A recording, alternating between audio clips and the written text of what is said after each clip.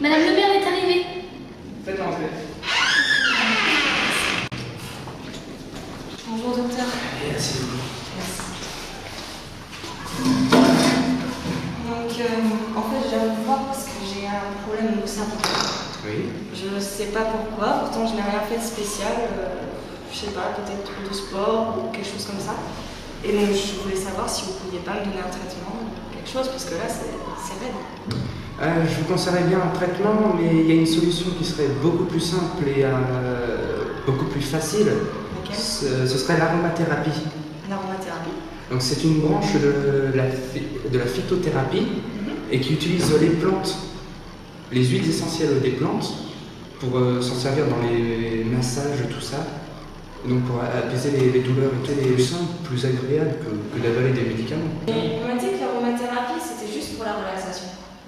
Oui, ça sert en général pour la relaxation, mais aussi pour guérir certaines douleurs comme un mal de dos, tout ça.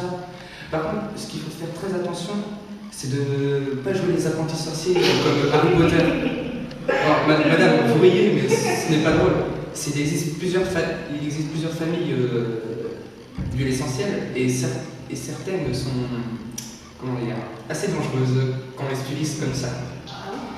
Oui, et c'est pour ça ma deuxième assistante va vous les montrer, ces différentes familles. Oui docteur. Vous voulez bien montrer les différentes familles? Alors, il faut savoir que les huiles essentielles sont composées de plusieurs familles. Donc, parmi les plus dangereuses, on trouve les cétones et les phénols. Attention, il faut vraiment faire attention quand on les manipule. Pas de dose, sinon il y aura des effets néfastes. Ensuite, on trouve les alcools, les aldéhydes, puis les esters. Alors, dans les hydrocarbures, on trouve deux sous-familles. Donc, parmi les monoterpéniques, c'est l'huile sesquiterpénique. Ensuite, nous avons les oxydes et les coumarines. Les coumarines, attention, ils sont dangereux eux aussi. Et bien sûr, ça, je vais vous laisser. Au revoir, docteur. Comme le disait mon assistante tout à l'heure, certaines de ces huiles sont assez dangereuses, comme les cétones, qui, même s'ils sont anticoagulantes, cicatrisantes et calmantes, elles sont neurotoxiques et convulsivantes. Neurotoxique. Donc c'est dangereux pour le cerveau, c'est toxique, ça peut provoquer des lésions. Et pour ce qui est convulsivant, ça provoque des convulsions. Et il y a aussi les phénols qui sont dermocaustiques, donc ça irrite la peau dès que ça entre en contact. Pour les alcools, c'est que du bénéfice, si j'ose dire. Les aldéhydes, comme les phénols dermocaustiques, les marines qui sont photosensibilisantes, donc elles provoquent des irritations sur la peau et ça fait des plaques rouges en fait. C'était donc ça. Non, parce qu'en fait, vous savez, j'ai l'ancienne copine du cousin de ma belle-mère. Elle a mis de l'huile essentielle d'orange, je crois. Et après s'être mise au soleil, pour bronzer bien sûr, elle a eu des plaques rouges. Bah, écoutez, pour plus de précision, mon assistante va vous en parler. Assistante, venez ici s'il vous plaît. Oui, monsieur Gadoret. Que voulez-vous savoir? Non, alors je reprends mon histoire. Parce qu'il y a l'ancienne copine du cousin de ma belle-mère. Elle avait mis de l'huile essentielle d'orange sur sa main. Et après s'être remise au soleil, elle a eu des plaques rouges. C'est normal? Oui, c'est normal. Désolée de vous dire ça comme ça, c'est normal. Nous avons fait en laboratoire pour montrer cela d'hydrodistillation. C'est une méthode pour extraire l'huile essentielle de la plante. Donc d'orange, qui fait partie des coumarines, qui contient du limonène à 91%, ce qui provoque cette sensation de brûlir au soleil. Et la menthe, car une patiente voulait aussi savoir un peu ce qui se passait avec la menthe, ce que ça provoque un effet glacé.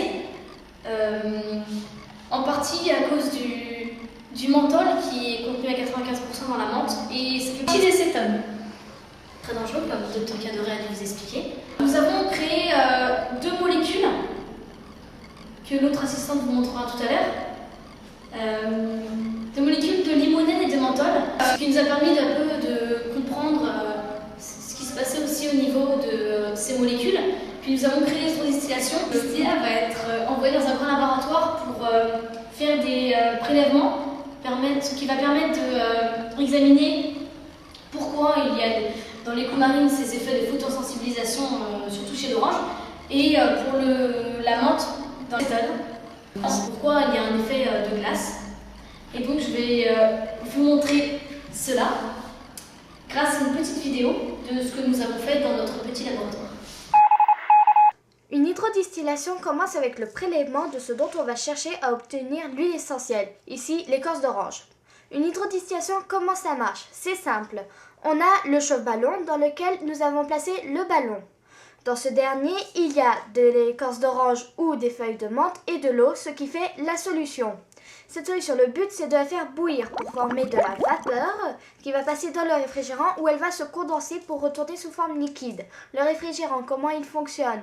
Simple aussi. Il y a de l'eau qui vient du robinet, monte dans le réfrigérant et retourne à l'évier. Ensuite, donc, cette solution, donc revenue sous forme liquide, va dans le bécher sous forme de distillat. Une hydrodistillation prend beaucoup de temps, environ 2 bonnes heures. Donc, il faut mettre la température au maximum. Durant ces 2 heures, nous avons observé la formation d'huile essentielle et ensuite nous l'avons placée dans des flacons hermétiques afin de ne pas en perdre. Nous avons donc ici à gauche l'huile essentielle de menthe et à droite l'huile essentielle d'orange. Nous allons maintenant vous présenter les molécules de limonène et de menthol.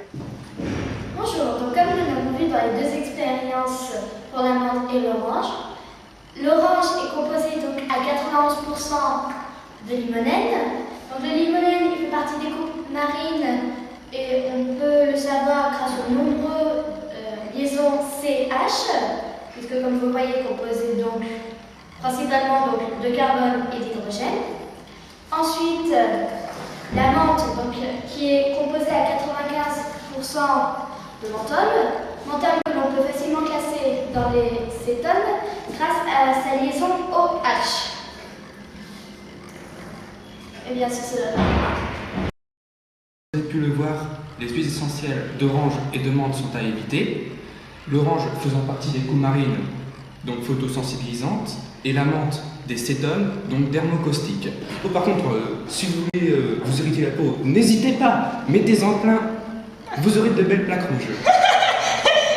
Ah, d'accord. Vous avez compris? Oui. Oui, Bon, oui. c'est bien. Ah, ok. Vous voulez toujours un traitement? Oui, s'il vous plaît. Bon, bah, je vais vous en prescrire un.